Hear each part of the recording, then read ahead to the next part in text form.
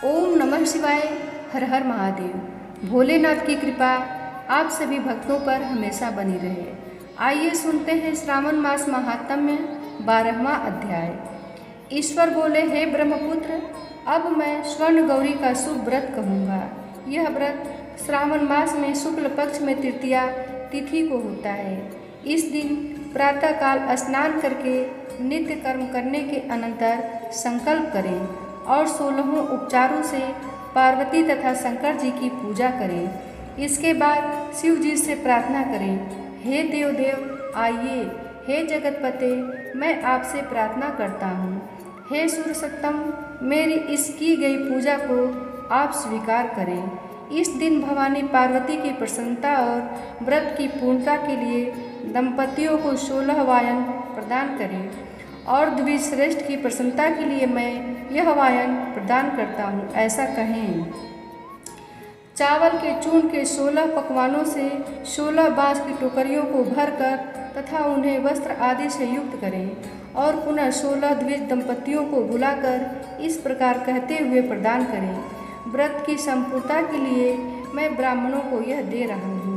मेरे कार्य की समृद्धि के लिए सुंदर अलंकारों से विभूषित तथा पातिव्रत से सुशोभित ये शोभामयी सुहागिन स्त्रियां इन्हें ग्रहण करें। इस प्रकार 16 वर्ष अथवा 8 वर्ष या 4 वर्ष या 1 वर्ष तक इस व्रत को करके शीघ्र ही इसका उद्यापन कर देना चाहिए। पूजा के अनंतर कथा का श्रवण करके वाचक की विधिवत पूजा करनी चाहिए। सनत कुमार बोले, हे प्रभु, इस व्रत को सर्वप्रथम किसने किया, इसका महात्म्य कैसा है और इसका उद्यापन किस प्रकार करना चाहिए, वह सब आप मुझे बताएं। ईश्वर बोले, हे महाभाग, आपने उत्तम बात पूछी है। अब मैं आपके समक्ष मनुष्यों को सभी संपदाएं प्रदान करने वाले स्वर्ण गौरी नामक व्रत का वर्णन करता हूँ। पूर्व काल में सरस्वती नदी के तट पर सुबिला नामक विशाल पुरी थी। उस नगरी में कुबेर के समान चंद्रप्रभ नामक एक राजा था। उस राजा की रूप लावण्य से संपन्न, सौंदर्य तथा मंद मुस्कान से युक्त और कमल के समान नेत्रों वाली महादेवी और विशाला नामक 2 भार्याएं थीं। उन दोनों में ज्येष्ठ महादेवी नामक भार्या राजा को अधिक प्रिय थी।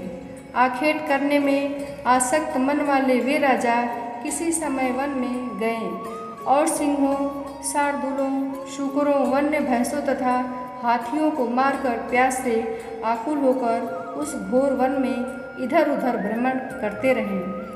उन राजा ने उस वन में चकवा चकवी तथा बत्तखों से युक्त, भ्रमरों तथा पीकों से समन्वित और विकसित मल्लिका, चमेली, कुमुद तथा कमल से सुशोभित अप्सराओं का एक सुंदर सरोवर देखा।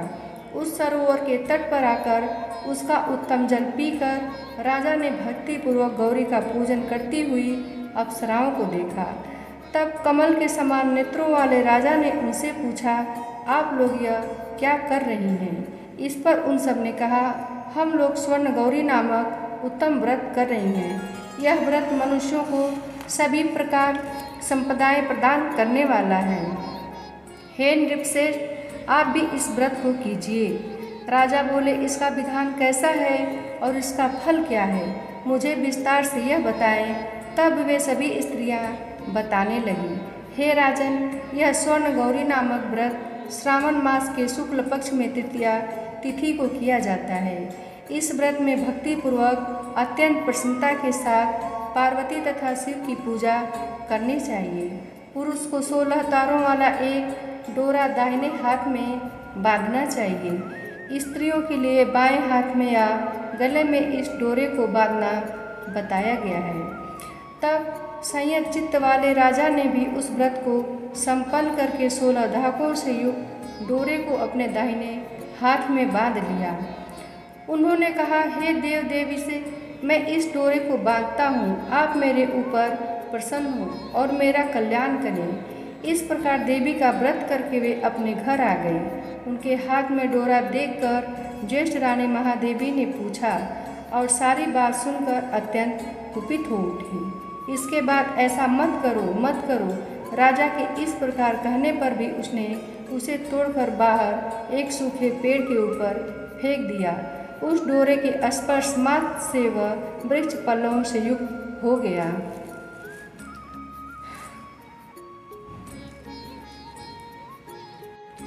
तत्पश्चात उसे देखकर दूसरी रानी आश्चर्यचकित हो उठी और उस वृक्ष पर स्थित टूटे हुए डोरे को उसने अपने बाएं हाथ में बांध लिया। उसी समय से उसके व्रत के माहात्म्य से वह रानी राजा के लिए अत्यंत प्रिय हो गई। वह ज्येष्ठ रानी व्रत के अपचार के कारण राजा से व्यक्त होकर दुखित हो वन में चली गई। अपने मन में भगवती देवी का ध्यान करती हुई वह मुनियों के पवित्र आश्रम में निवास करने लगी।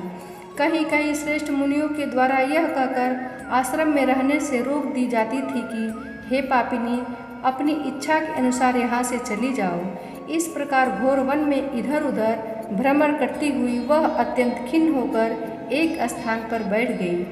तब उसके ऊपर कृपा करके देवी उसके समक्ष प्रकट हो गई। उन्हें देखकर वह रानी भूमि पर दंडवत प्रणाम करके उनकी स्तुति करने लगी। हे देवी, आपकी जय हो, आपको नमस्कार है। हे भक्तों को वर देने वाली, आपकी जय हो। शंकर के वाम भाग में विराजने वाली, आपकी जय हो। हे मंगल मंगले, आपकी जय हो। तब देवी की भक्ति के द्वारा वरदान प्राप्त करके और उन गौरी की अर्चना करके उसने जो व्रत किया उसके प्रभाव से रानी के पति उसे घर ले आए। तत्पश्चात देवी की कृपा से उसकी सभी कामनाएं पूर्ण हुई। राजा सभी समृद्धियों से संपन्न होकर उन दोनों के साथ पूर्ण रूप से राज्य करने लगे। अंत में राजा ने उन दोनों रानियों सहित शिव पद को प्राप्त किया।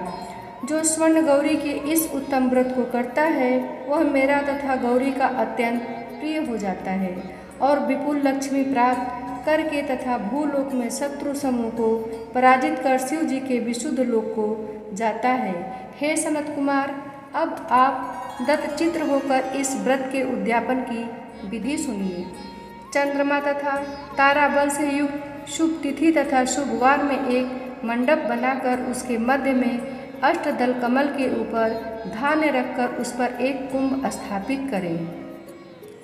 पुनः उसके ऊपर 16 पल प्रमाण वाला बना हुआ एक तिल पूरी ताम्रमय पूर्ण पात्र रखें और उस पर पार्वती शंकर की 2 प्रतिमाएं स्थापित करें।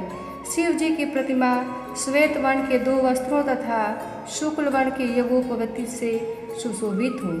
तदंतर वेदोक्त मंत्रों से विधिपूर्वक उनकी प्रतिष्ठा करें और भली भांति पूजा करके रात्रि में जागरण करें। इसके अनंतर प्रातःकाल पूजा करने के बाद होम करें। सर्वप्रथम ग्रह होम करके प्रधान होम करें।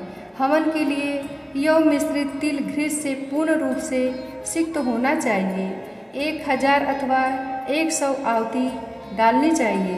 तत्पश्चात वस्त्र अलंकार तथा गौ के द्वारा आचार्य की पूजा करनी चाहिए और वायन प्रदान करना चाहिए। इसके बाद ब्राह्मणों को भोजन कराना चाहिए। साथ ही 16 दंपतियों पति पत्नी को भी भोजन कराना चाहिए। अपने द्रव्य सामर्थ्य के अनुसार उन्हें भूयसी दक्षिणा से प्रभावित कर देनी चाहिए। अंत में हर्षोल्लास से युक्त होकर बंधुजनों के साथ स्वयं भोजन करना चाहिए।